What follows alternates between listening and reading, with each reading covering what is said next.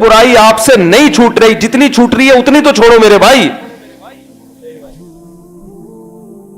कुछ तो आगे बढ़ो, कुछ तो एक कदम तो आगे बढ़ाओ। आपसे 5 नमाजें नहीं पढ़ी जा रही, एक की तो पाबंदी शुरू करो। बोलो भाई फजर में नहीं उठा जाता, ज़ोहर में तो आ जाओ।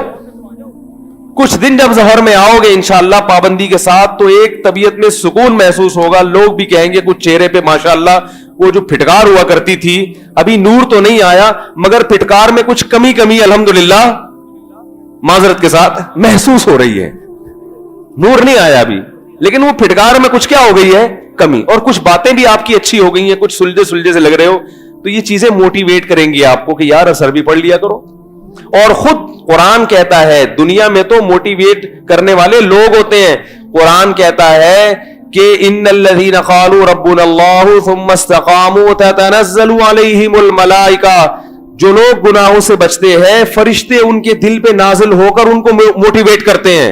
कुदरत की तरफ से उनको मोटिवेट किया जाता है। तो अल्लाह ताला ने आपके लिए दीन पर आने के लिए मोटिवेशनल स्पीकरों पे नहीं छोड़ा हुआ आपको, बल्कि खुद अल्लाह की तरफ से भी क्या किया जाता है, मोटिवेट किया जाता है आपको, और जज्बा बढ़ाते हैं अल्लाह ताला। इसी को हदीस में दूसरे अंदाज में बयान किया गया। नबी सल्लल्लाहु अलैहि वसल्लम ने फरमाया, मन तक़र्रब इलैया शिब्रन तक़र्रबतु इलैहि ज़िराआ। अल्लाह कहते हैं जो मेरी तरफ एक बालिश आता है मैं उसकी तरफ एक हाथ चल के जाता हूं। जो मेरी तरफ चल के आता है मैं उसकी तरफ दौड़ के। ये क्या है कि जितना वो कर रहा है तो मैं उसको और ज्यादा मोटिवेट करके उसके जज्बे को बढ़ाता हूं। उसको कुछ मेहनत करनी पड़ती है, जितनी वो सोच रहा होता है उतनी नहीं करनी पड़ती मेहनत, लेकिन पहल करनी पड़ेगी आपको। बटन लगा के तो कम से कम तिनका तो उठाना पड़ेगा ना। ये भी अगर तैयार नहीं हो तो भाई फिर नहीं हो सकता। अनुलज़िमुकुमूहा व अंतुम लहा कारिहून। अल्लाह कहते हैं ये हिदायत हम तुम पर थोप दें, तुम्हें कान से पकड़ के सीधे रास्ते पे चला दें, ऐसा नहीं होता। कुछ करना पड़ेगा, हिलना पड़ेगा। एक नौजवान को आदत पड़ गई फोश फिल्में देखने की। वो कह रहा है मुझसे नहीं छूटती, मैं बहुत तौबा करता हूं, टूटती है तौबा करता हूं। मैंने कहा देखो अपने आप को अपने नफ्स के हवाले ना कर दो। हवाले करने का मतलब अब ये आप यानी ये फर्ज करके बैठ गए कि अब मेरा नफ्स मुझसे जो करवाएगा वो मैं करूंगा, क्योंकि अब तजर्बा करके देख लिया, तौबा भी करके देख ली। एक ने तो कहा मैं हज करके आया फिर भी नहीं छूट रही, फिर मुझसे तौबा टूट गई। तो मैंने कहा अपने आप को अपने नफ्स के हवाले करके मत बैठो कि अब मायूस हो गए कि यार अब नहीं छूट रही तो अब जिंदगी इसी में गुजारे। मैंने कहा ना ना ना, फड्डेबाजी नफ्स के साथ करनी है। और मैंने कहा चूंकि इसकी लत पड़ गई है, ये लत तो आपने खुद डाली है ना, अब इसकी सजा है। सजा ये कि अब ये लत इतने आराम से नहीं छूटेगी। एक दफा किसी से गुनाह हो गया फौरन गिड़गिड़ा के तौबा करके छोड़ देता। आपने खुद बार बार तौबा तोड़ी है, बार बार तौबा तोड़ी है, तो अब अल्लाह कहता है कि अब तुम्हें छोड़ने में भी कुछ मुश्किल पेश आएगी, लेकिन हिम्मत करो, अल्लाह छुड़वा देगा इंशाअल्लाह। वो हिम्मत कैसे करो? मैंने कहा पहली बात तो ये कि अपने ये तस्लीम नहीं करना अपने आप को। जैसे रिंग में किसी पहलवान से आपका मुकाबला हो, आपको पता है पिटूंगा मैं, तो एक पिटने का तरीका, एक हारने का तरीका होता है कि पिट पिटा के मुकाबला किया और उसके बाद हार गए तो जीतने वाले को लोग मुबारकबाद देते हैं, हारने वाले को भी कहते हैं बहरहाल मुकाबला तुमने भी डट के किया। क्या ख्याल है? और एक हारने वाला वो होता है रिंग में उतरा और कहता है भाई अल्लाह का वास्ता मुझे माफ कर दे यार, मैं लेट रहा हूं, बस बता कहां लेटना है, कितनी देर तक अपने बाजू जमीन पे रखने हैं। लोग उस पर लानते करेंगे ना, बोले कम बात आया क्यों है रिंग में, हमें बदनाम करने के लिए आया था। कुछ तो फाइट करता, कुछ तो लड़ता। तो चलो हार जीत तो होती है, कभी कभी बड़े बड़े फाइटर हार जाते हैं, तो तू भी हार जाता। हम कहते हैं यार कोई बात नहीं यार, हार जीत तो किसी ने तो हारना था ना। तो तू तो वहीं आगे आराम से लेट गया और कह रहे बता दो वैफी साहब हो गए, तीन तक गिनती गिन ली है, उड़ जाऊं। तो मैंने कहा मेरे भाई ठनी इससे है दुश्मनी उम्र भर की। ये जो नफ्स है ना और शैतान, इससे जिंदगी भर की दुश्मनी है। कभी वो दबा ले, कभी तू दबा ले, कभी तू भी तो पिछाड़ इसको। तो पिछाड़ने का मैंने उनको टेक्निकल तरीका बताया। असल तो यह है कि जब किसी को ऐसी लत पड़ जाए ना, किसी शेख से बुजुर्ग से बाकायदा इस्लाही ताल्लुक कायम करे, उनको लिख के दे, उनकी खानका में जाके बैठे, अल्लाह अल्लाह सुने, तो आहिस्ता आहिस्ता इंशाअल्लाह गुनाहों की नफरत दिल में पैदा हो जाएगी। लेकिन जैसे जो जनरल फिजिशियन होते हैं ना, وہ کچھ بیماریوں کی ایک عمومی دوا تو دیتے ہی ہیں بھائی, سر میں درد ہو تو پیناڈول تو سبھی کھا سکتے ہیں, کہتے ہیں نا, باقی آپ جا کے ڈاکٹر کو چیک کرا دیں یہ درد ہو کیوں رہا ہے. تو جو روحانی علاج, یہ والے نہیں ٹوپی ڈرامے والے روحانی کی بات کر رہا ہوں, جو بزرگان دین ہوتے ہیں, جو اللہ اللہ لوگوں کو سکھاتے ہیں, اصل تو ان کے پاس ان چیزوں کا علاج ہوتا ہے, ان کے پاس سینکڑوں اس قسم کے مریض آ چکے ہوتے ہیں. لیکن ایک جنرل فزیشین جو ہوتا ہے وہ ایک نسخہ ویسے ہی بتاتا ہے. تو علماء اس کے لیے ایک نسخہ بتاتے ہیں کہ دیکھو جب کسی گناہ کی لت پڑ جائے, خاص طور پر یہ فحش فلموں کی آج کل بہت سارے لوگوں کو لت پڑ چکی ہے, یہ پہلا تو یہ عزم کرنا ہے یہ چھوڑنا ہے, کیونکہ یہ عادت لے کے قبر میں چلے گئے نا تو قبر میں خیر نہیں ہے, یاد رکھو قبر میں خیر نہیں ہے, بہت بڑا عذاب ہے, بہت بڑا عذاب ہے. یہ بہت بڑی بے حیائی ہے, یہ چھوٹی بے حیائی نہیں ہے, بہت بڑی بے حیائی ہے.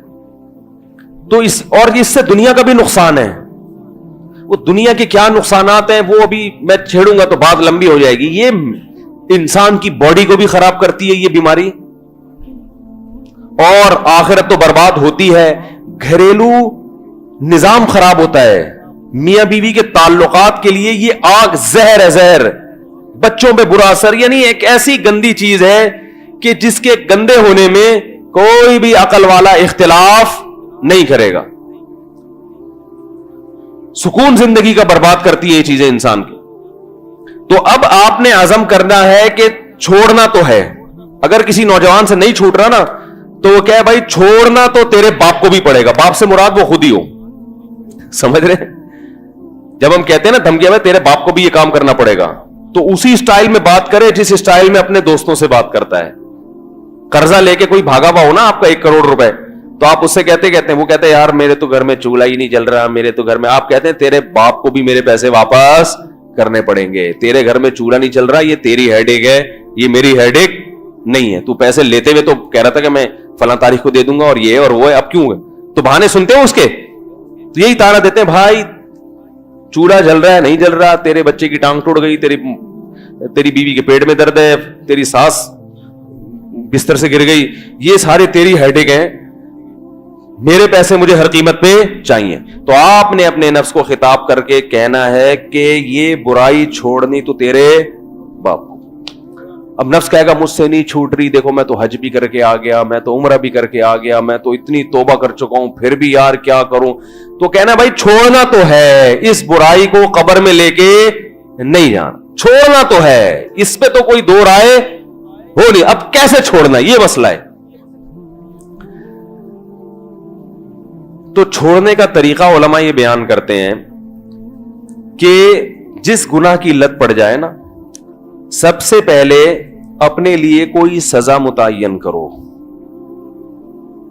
کہ یہ گناہ اب میرے لیے سستا نہیں رہے گا, مجھے اس کی کچھ قیمت چکانی پڑے گی,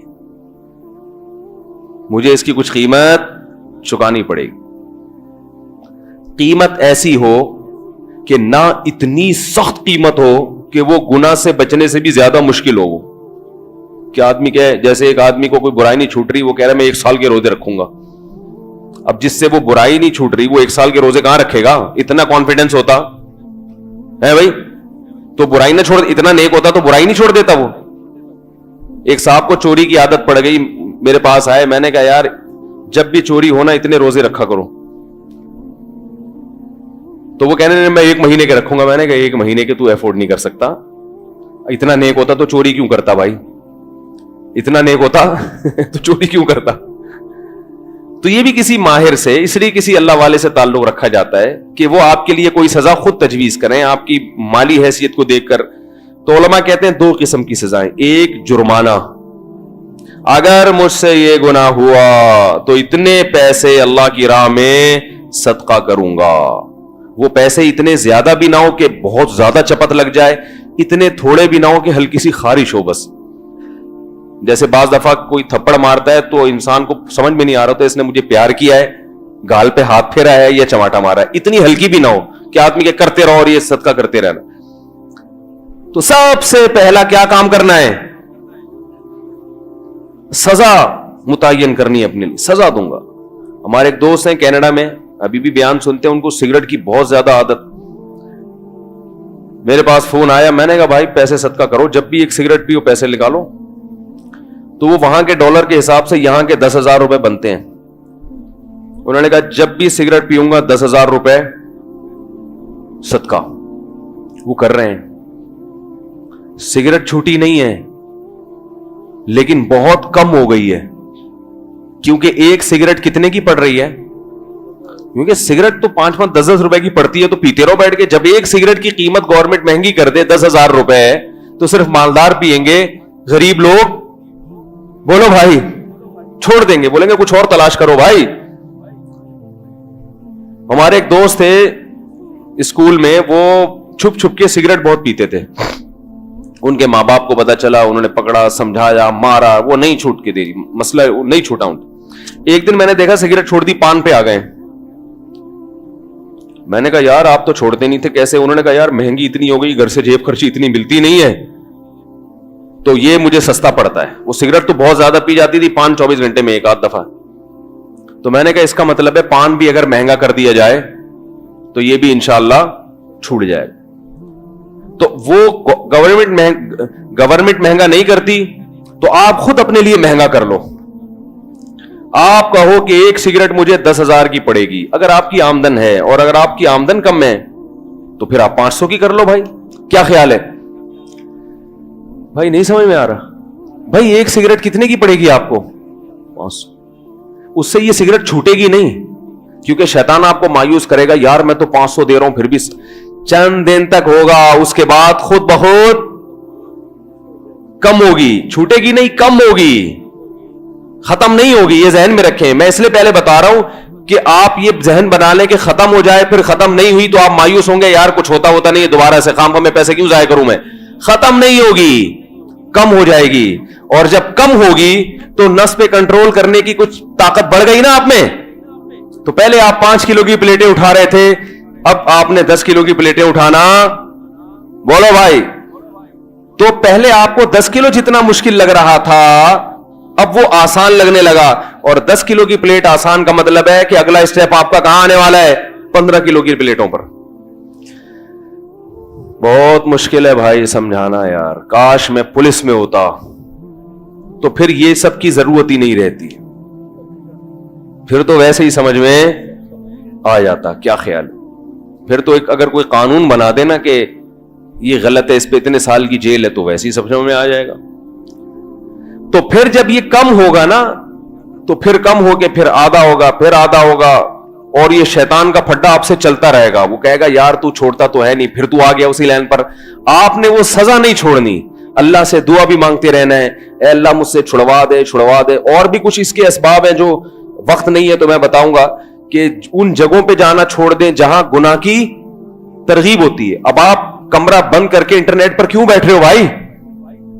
اس سے تو گناہ کی طرف توجہ جائے گی. کمرہ بند نہ کرو, آپ اپنا لیپ ٹاپ یا کوئی یہ جو کمپیوٹر ایسی جگہ پہ رکھو جہاں سب کا گزر ہوتا ہے. لیکن جب آپ بیان سن کے جاؤ گے اس وقت تو رکھ دو گے, جب شیطان غلبہ ہوگا تو پھر دوبارہ کمرے میں لے جاؤ گے.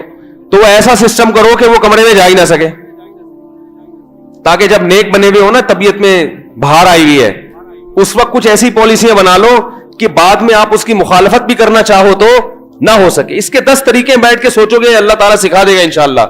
لیکن پھٹے بازی نفس سے شروع کر دو میرے بھائی. نفس کے سامنے ہاتھ مت ڈالو. جس نے نفس کے سامنے اپنے آپ کو تسلیم کر دیا اس کا بیڑا غرق ہو گیا. وہ نہ دنیا کا رہا, وہ کم بخت نہ آخرت کا رہا. تو پٹا شروع کرو آہستہ آہستہ آہستہ آہستہ, انشاءاللہ انسان کے بچے, بولو بھائی, بن جاؤ گے. انسان کے بچے بن جاؤ گے. اور ایک کام یہ بھی ہوگا اس سے, روزہ بھی رکھ سکتے ہو. اگر صدقہ ہے تو مشکل ہو رہا ہے تو روزہ رکھو. ایک نوجوان کا فون آیا, مجھے گناہ کی لت. میں نے کہا بھائی جب گناہ ہو ایک روزہ تو رکھو. روزہ تو ڈن ہے, روزہ ہے. کہہ رہے وہ پھر ہو جاتا ہے. میں نے کہا پھر رکھ لو, چھوڑو نہیں. کشتی جو جیسے وہ باکسر نے آ کے آپ کو ایک مکہ لگا دیا تو آپ کو موقع ملے گا تو آپ چھوڑو گے کہ چونکہ تو نے 3 لگا دیے ہیں اب میں 1 لگا کے کیا مجھے ملے گا بھائی, تو 3 مکے میرے تو جبڑا پھاڑ چکا ہے. آپ بولو گے بیٹا تو نے 3 لگائے تو مجھے گلی محلے میں بھی ملے گا نا, تو 1 تو کم از کم تجھے ٹکاؤں گا, میں اس کا بدلہ تو لوں گا. تو نفس نے اتنا پچھاڑا, اتنی برائیاں کروائیں. آپ بولے بھائی نفس سے کہ کبھی میں بھی تجھے انشاءاللہ پچھاڑوں گا. کنٹرول میں لے انسان اس کو. تو جب یہ کام کرے گا انشاءاللہ آہستہ آہستہ کانفیڈنس بحال ہوگا, پھر ہر چیز قابو میں آنا شروع ہو جائے گی. اور جب انسان سب چیزیں قابو میں آتی ہیں تو بیوی بھی کیا آ جاتی ہے لیکن وہ نہیں آتی, خوش فہمی میں رہے آپ, وہ پھر بھی نہیں آئے گی. تو اس طرح سے جو ہے اللہ تعالیٰ نے دیکھو ہمیں ٹریننگ کروا دی, رمضان میں چھوڑوا دیا. لوگ چائے نہیں چھوڑتے, پان نہیں چھوڑتے, رمضان میں چھوٹ جاتا ہے نا, سب کچھ چھوٹ جاتا ہے. پورا مہینہ آپ تصور کریں, عام دنوں میں 3 دن کوئی ہم سے کہے کہ چھوڑو, نہیں چھوٹتا بھائی. ناشتہ نہیں چھوٹتا. اگر کوئی حکیم ڈاکٹر کہہ دے آپ ناشتہ نہ کیا کریں, چھوڑ کر مان لو بات, بھائی نہیں یار نہیں چھوڑتا یار, اس کے بغیر نہیں ہوتا بھائی. وہ کہتے کولیسٹرول بڑا بھاڑ میں جائے, کولیسٹرول کی ایسی کی تیسی بڑھ جائے تو کیا کریں. وہ ایک مجھے چائنیز, وہ کسی نے کہا کہ چائنیز گرم پانی پیتے ہیں گرمیوں میں بھی, اور اس کے بڑے فائدے ہیں ایکچولی, اس سے کولیسٹرول یہ وہ وغیرہ, عمریں لمبی ہوتی ہیں. میں نے کہا گرمی میں جو ہے نا ٹھنڈا پانی پی کے مر جانا, یہ گرم پانی پی کے زندہ رہنے سے بہتر ہے بھائی. کیا اللہ کی نعمت ہے. آپ دیکھو صحت کی فکر ضرور کیا کریں اعتدال سے, وہمی بننے کی ضرورت. گٹکا چھوڑیں, پان چھوڑیں, چائے بھی چھوڑ دیں تو اچھا ہے, یہ بھی کوئی فائدہ نہیں ہے اس کا. چینی چھوڑیں, یہ جو تیل کے گھی کے جو بیکار قسم کا گھی آ رہا ہے اور آرٹیفیشل جو تیل ہے اس نے جو برباد کیا ہوا ہے, اور جو بسکٹ اور یہ پاپے اور یہ ڈبل روٹیاں پھلا رہی ہیں, یہ چیزیں چھوڑ دیں مگر ایک بس حد. اب یہ نہیں کہ بہت زیادہ آپ نے مائیکل جیکسن کی طرح وہمی بن گئے کہ ٹھنڈا پانی چھوڑ دیا. سردیوں میں چھوڑ دیں لیکن گرمیوں میں کوئی حرج نہیں ہے. ہمارے نبی صلی اللہ علیہ وسلم کے لیے گرمیوں میں اسپیشلی دور سے جا کے کنووں کا ٹھنڈا پانی لایا جاتا تھا. خود ٹھنڈا پانی پیتے تھے ہمارے نبی, لیکن وہ نیچرل ہوتا تھا. یہ ٹھیک ہے فریج کا جو ٹھنڈا یہ نقصان دہ, تو تھوڑا سا ہو, زیادہ ٹھنڈا نہ ہو. اور نبی صلی اللہ علیہ وسلم ٹھنڈے پانی کی آپ نے مثالیں دی ہیں. اے اللہ اپنی محبت مجھے محبوب بنا دے, من الماء البارد, ٹھنڈے پانی سے بھی زیادہ محبوب بنا دے. اے اللہ پیاس کی شدت میں ٹھنڈے پانی میں جو مزہ آتا ہے تجھ سے محبت کی چاشنی اس سے بھی زیادہ ہو. تو کس سے تشبیہ دی جا رہی ہے؟ ٹھنڈے پانی سے. اور وہ چائنیز بیچارہ گرمیوں میں بھی کیا پی رہا ہے؟ وہ ابال کے گرم پانی پی رہا ہے. تو ایسی زندگی کا وہی والی زندگی ہو جائے گی وہ جو ایک اسکول ٹیچر نے بچوں سے کہا نا کہ بچوں پرومس کرو آج سے چوری نہیں کریں گے. بچوں نے کہا پرومس چوری نہیں کریں گے. بچوں آج سے وعدہ کرو کہ یہ نہیں کریں گے, ابا اما کا کہنا مانیں گے. بچے وعدہ کرتے کرتے آخر میں بچوں وعدہ کرو کہ گرلز کا پیچھا نہیں کریں گے, کبھی کسی لڑکی کی طرف آنکھ اٹھا کے نہیں دیکھیں گے. بچوں نے کہا وعدہ. اگلا وعدہ کروایا مس نے کہ بچوں وعدہ کرو جب ملک پہ جان دینے کا وقت آئے گا تو جان دیں گے. بچوں نے کہا دے دیں گے, زندگی کا کرنا بھی کیا ہے ہم نے, اس زندگی کو بچا کے کرنا بھی کیا. تو وہ تو بچوں کی سوچ غلط تھی, لیکن ٹھنڈے پانی کے حق میں یہ سوچ کیا ہے؟ تو گرمی کی شدت میں پانی پی لیں اور جو ہے وہ باقی چیزوں سے انشاءاللہ تو کنٹرول کرنا سیکھنا چاہیے رمضان میں. اور یہ موقع اللہ نے دیا, اس میں صحت پہ بھی کنٹرول کر لیں. روزے میں افطاری میں کھجوریں زیادہ کھایا کریں. کھجور سے طاقت ملتی ہے, انرجی ملتی ہے. کھجور سے توند نہیں نکلتی, پاور ملتی ہے, جسم کو طاقت ملتی ہے. سارا دن جو کمی ہوئی تھی وہ بھی پوری ہوتی ہے, توند نہیں نکلتی, اس میں فائبر ہوتا ہے. اور نبی نے اس کو پاکیزہ رزق کہا ہے. کھجور میں جتنے منرلز ہیں کہا جاتا ہے کہ کسی اور پھل میں اتنے نہیں ہیں. تو ہمارے نبی نے کھایا, آپ ساری زندگی کھجور کھائی ہے ہمارے نبی نے. جب کچھ بھی نہیں ہوتا تھا تو کھجور ہوتا تھا. 40 دن کھجور اور پانی پہ چلتے تھے نبی صلی اللہ علیہ وسلم. پھر بھی کیسی بہترین صحت تھی کہ نہیں تھی؟ ایسی بہترین صحت کہ ایک صحابی صحیح بخاری میں بیان کر رہے ہیں کہ نبی صلی اللہ علیہ وسلم سفر میں اپنی 9 بیویوں کے ساتھ تھے.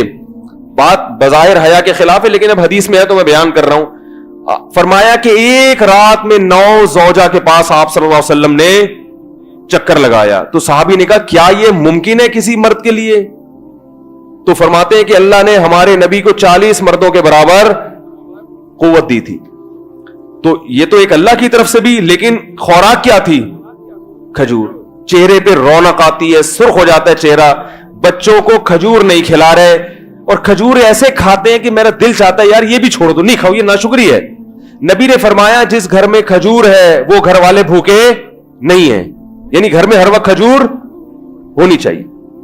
تو افطاری میں تو تمیز سے پیٹ بھر کے کھا لو, وہ بھی بس ایک یوں کر کے سنت پوری کرنے کے لیے اتنی سی, وہ بھی 10 دفعہ دیکھیں گے اس کا یہاں سے چھلکا اتارا, یوں اٹھا رہا, یوں دیکھا, یہ چکھا, ہو گئے بے سنت, پھر آ گئے پکوڑے پہ ڈائریکٹ. اور یہ جو آلو کے سموسے ہو رہے ہیں, ان میں سموسوں کے پتہ نہیں یہ لوگ چھلکے دھوتے بھی ہیں وہ آلو کے, وہی مٹی والے آلو کے چھلکے میں اتنی مٹی ہوتی ہے, وہ دھلتی کہاں ہے اتنے آرام سے. وہ تو گھر کی خواتین بیچاری چھلکے اتار کے, وہ تو ایسے ہی چل رہا ہے, ایسا گٹر کا وہ ٹھوس رہے ہیں. کھائیں سموسے, میں منع نہیں کر رہا, ہم بھی کھاتے ہیں, ایک آدھ ہم بھی کھا لے, زیادہ نہیں کھاتے. تو لیکن کھجور کو زیادہ فوکس کرو میرے بھائی, اس کی عادت ڈالیں. اب لوگ کہتے ہیں ہضم نہیں ہوتی, وہ اس لیے نہیں ہوتی کہ عادت نہیں ہے.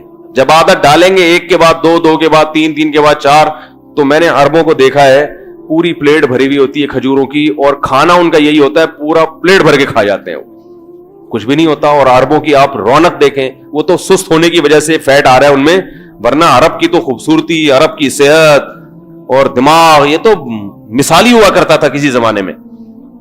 تو نہیں آ رہی بات. تو رمضان میں جو ہے نا, گناہوں پہ بھی کنٹرول کریں, اور کس پہ, منہ پہ بھی کنٹرول کرے انسان. تو کنٹرولنگ پاور کے لیے تبھی تو قرآن کہہ رہے لعلکم تتقون, تاکہ تم میں بچنے کی اور پرہیز کی صلاحیت پیدا ہو جائے. تقویٰ کہتے ہیں بچنے کو. تو رمضان اللہ نے دیا کیوں؟ تاکہ ہمارے اندر پرہیز, ایوائڈ کرنا مشکل ہے نا, یہ چھوڑ دو, یہ چھوڑ دو, یہ چھوڑو, آدمی کی کیا کیا چھوڑوں میں, تو ایوائڈ کرنے کی تمہارے اندر صلاحیت پیدا ہو جائے. اللہ تعالیٰ سمجھنے کی, عمل کی توفیق عطا فرمائے. وما علینا